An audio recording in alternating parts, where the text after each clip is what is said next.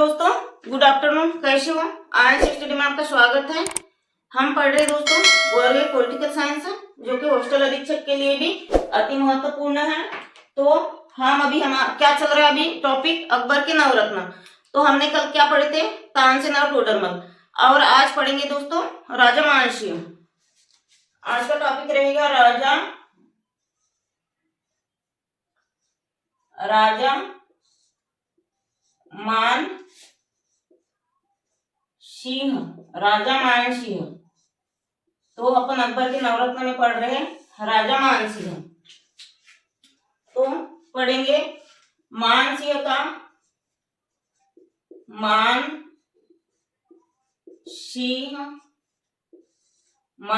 का जन्म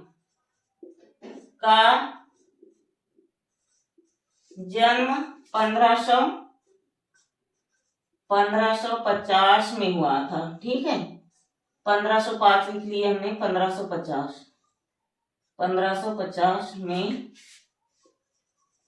हुआ था। तो इसके बारे में थोड़ा सा समझेंगे। अपन पढ़ रहे अकबर के नवरत्न।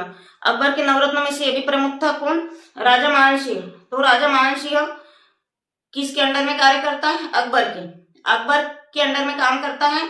जो भी कार्य करता है अकबर को पसंद आता है तो अकबर क्या है, उन्हें अपने पास बुला लेता है, या काबुल है या बिहार है या उड़ीसा का शासक बना देता है, और 7,000 मनसबदार दान में कर देता है। पहले तो 5,000 किया था, फिर और उसकी कार्य प्रगति देख के क्या है 7,000 2,000 और बढ़ा देता है, तो 5 में 2 बढ़ जाती है। मनसबदार दान में करता है। किसको? अकबर किसको मनसबदार दान में करता है?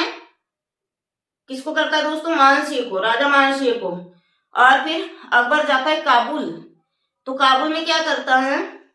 हिंदू शासकों को परेशान करके रख देता है। कौन? मानसिंह। और क्या करता है? जितने भी हिंदू शासक हो तो मुस्लिमों से युद्ध कराता है। मुस्लिमों को क्या आदेश देता है मानसिंह कि जितने भी वहां की काबुल की जनता है, कौन सी जनता? हिंदू जनता, तो सभी की पिटाई करो। बहुत लोगों की पिटाई करके बैठता है वहां पे। और क्या करता है? पिटाई कर देता है। और बिहार और उड़ीसा में पंचरंगा मतलब पांच युद्ध करता है, जिसे पंचरंगा नाम से जाने जाते हैं। तो क्या काम करता है? हिंदुओं की पिटाई किससे कराता है? मुस्लिमों से। तो हिंदू लोग बोलते हैं यदि मारना ही होगा तो ऐसी मार दो, हमारी पिटाई किसी अन्य मुस्लिम के द्वारा न कराए। और फिर हिंदू क्या करते हैं? हिंदू लोग तुरंत अकबर को बताते हैं कि देखिए तुम्हारा राजा या शासक ऐसा ऐसा कर रहा है। तो फिर क्या काम करता है? अकबर उसे तुरंत बुला लेता है और फिर उसे बुलाकर बाहर भेज देता है। कहा? राजस्थान, चित्तौड़गढ़, उड़ीसा, उधर भेज देता है, बिहार भेज देता है, वहां का राजा बना देता है। उसका कार्य देख के राजा खुश होकर उसे वहां का भी राजा बना देता है। ठीक है, अब लिखेंगे क्या होता है।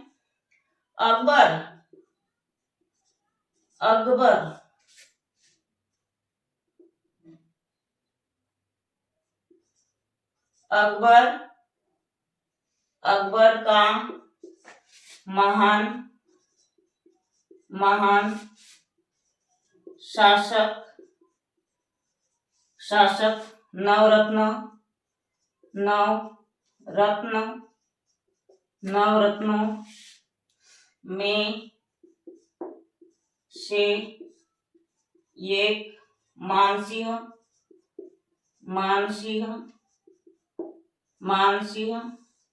भी रहता है,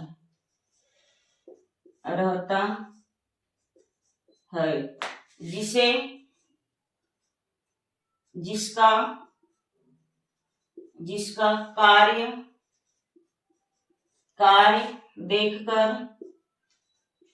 देखकर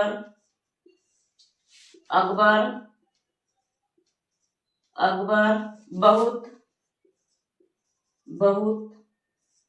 बहुत प्रसन्न हो जाता है। और अकबर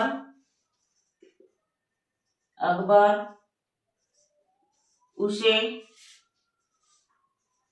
किसे, अकबर उसे मतलब मानसिंह को, उसे कोष्टक में लिख देते, भूल न जाओ, मानसिंह, मानसिंह को, मानसिंह को 5,000 का मनसबदार, मनसबदार, मनसबदार, मनसबदार 5,000 का मनसबदार, मनसबदार घोषित कर देता है या दे देता है, घोषित कर देता है। और भी उसके बाद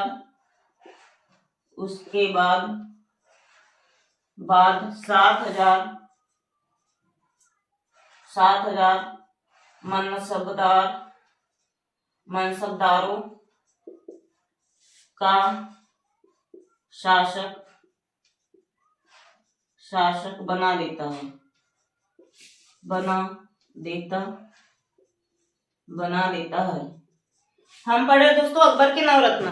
कल हमने देखे थे टोडर मल्ल और तानसेन। आज अपन क्या देख रहे हैं दोस्तों? आज अपन देख रहे हैं राजा मानसिंह। तो राजा मानसिंह का जन्म 1550 में हुआ था। यहाँ से यह इंपॉर्टेंट है, राजा मानसिंह का जन्म 1550 में हुआ था।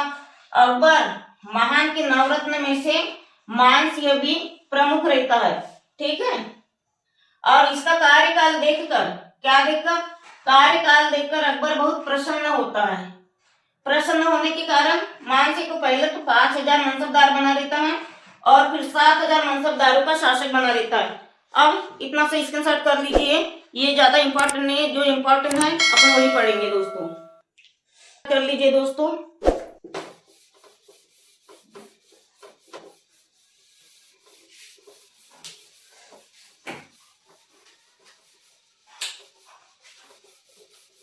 अब लिखेंगे मानसिंह को, मानसिंह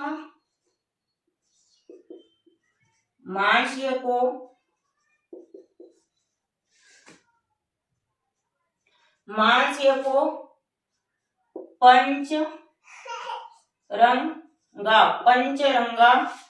पंचरंगा भी कहा जाता, पंचरंगा भी कहा जाता है। क्यों कहा जाता है दोस्तों? क्योंकि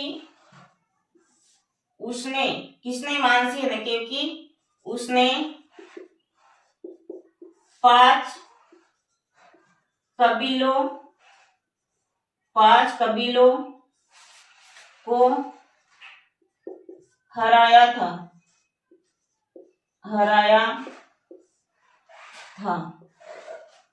और काबुल में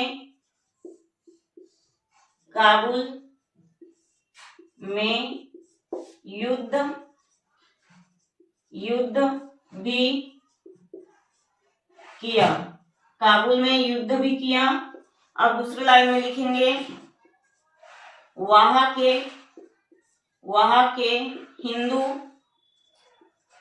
हिंदू शासकों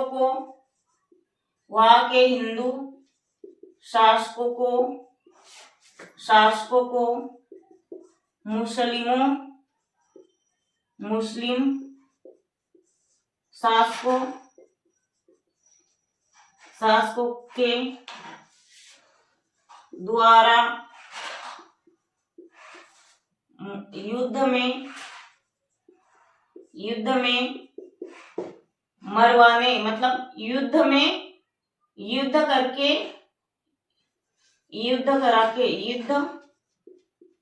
करा के हिंदुओं को पराजित करा, हिंदुओं को पराजित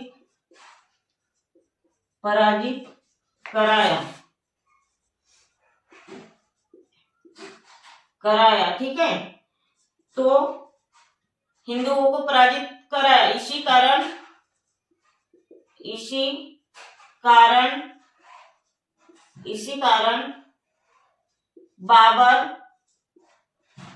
बाबर मानसिंह को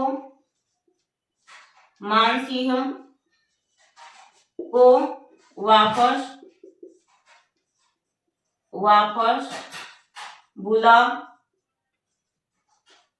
बुला लेता है और कहाँ भेज देता है दोस्तों? बंगाल में भेज देता है।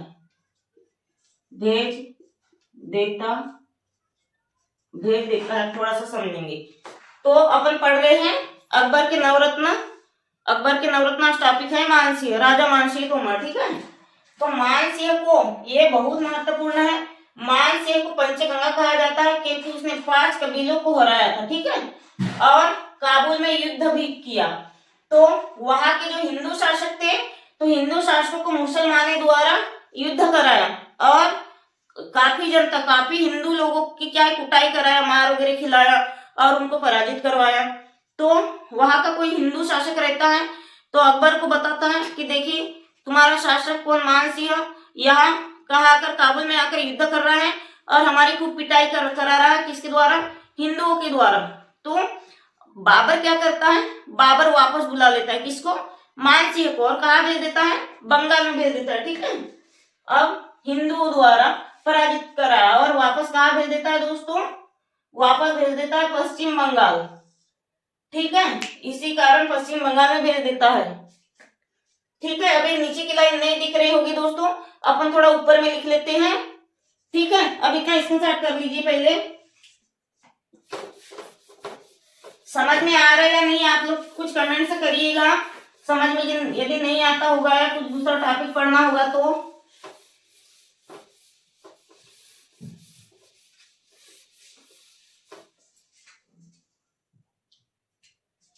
कहाँ बुलाया दोस्तों अकबर ने? बंगाल में। अकबर ने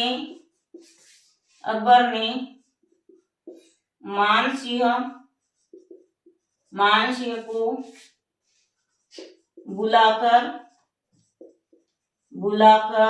कहाँ भेज दिया? बंगाल में।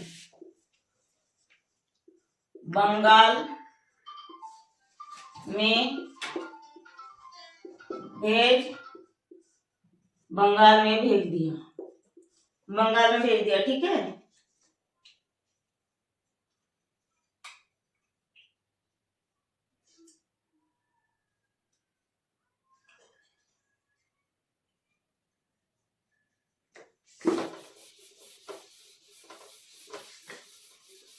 बंगाल में भेज दिया और बिहार में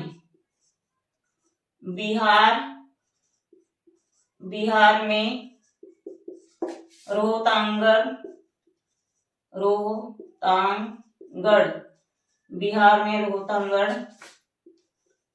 किले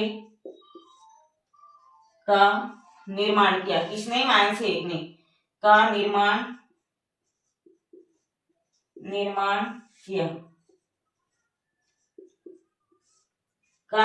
किया। ठीक है, अब लिखेंगे 1576 में हल्दी घाटी, किसका? हल्दी घाटी का युद्ध हुआ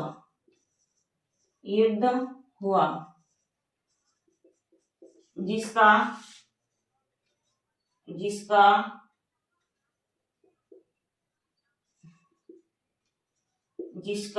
प्रमुख मानसिंह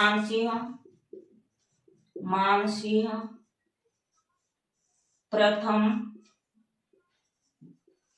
ही था।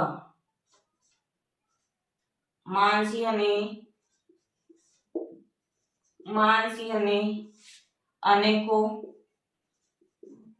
अनेकों मंदिरों अनेकों मंदिरों। तो दोस्तों इतना स्क्रीनशॉट कर लीजिए, ये लाइन दिखेगी नहीं इसलिए अपन नीचे नहीं लिखते, ठीक है। इतना स्क्रीनशॉट कर लीजिए, थोड़ा अपन इसे समझते पहले। देखिए क्या करता है अकबर को, कौन अकबर किसको बुलाता है, मानसिंह को अकबर बुलाता है दोस्तों, मानसिंह को कहाँ भेजता है, बंगाल भेज देता है। और बिहार में रोहतांगगढ़ का किला, ये बहुत महत्वपूर्ण है, बिहार में रोहतांगगढ़ का किला, बिहार में रोहतांगगढ़ का किला। और 1576 में हल्दी घाटी का युद्ध होता है।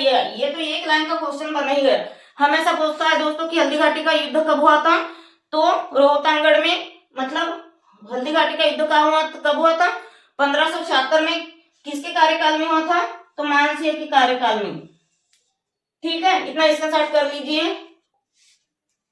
इतना स्क्रीनशॉट कर लीजिए दोस्तों। एक लाइन अपन थोड़ा ऊपर लिख लेते हैं।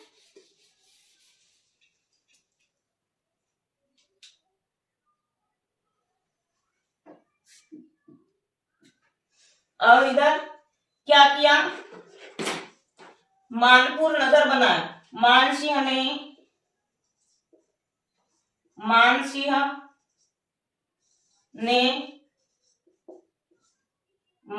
ने रोहतांगगढ़ में, रोहतांगगढ़ में मानपुर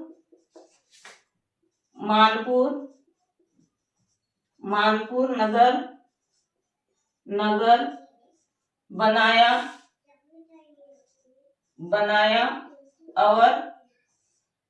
और अन्य